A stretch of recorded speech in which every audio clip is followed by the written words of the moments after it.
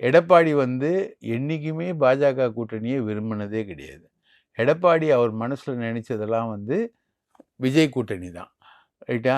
அவரு வந்து சென்னையில் ஒரு பொண்ணை லவ் பண்ண, ஊரில் வந்து ஒரு மாமன் பொண்ணை கட்டி வைக்கிறாங்கல்ல, அந்த கதை தான் வந்து இது இந்த கூட்டணி கதை.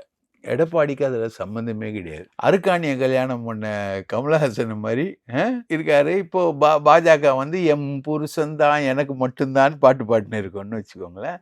இதுதான் நிலவரம். ஃபேக்ட் வந்து அதான். அவர் வந்து விஜயை தான் எதிர்பார்த்தார். விஜய் 80 தொகுதி கேட்டார்.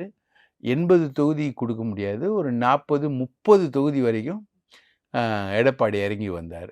இந்த பேச்சுவார்த்தை பெரிய அளவு நடந்தது. எடப்பாடி, எஸ்.ஏ. சந்திரசேகர், அவங்க மனைவி சோபா சந்திரசேகர், விஜய் வீட்டில் இருக்கிறவங்க, விஜய் வேலைக்காரன் வரைக்கும் அந்த பையன் இருக்கார் இல்லையா, நம்ம மிதுன் பழனிசாமி, அவர் தான்.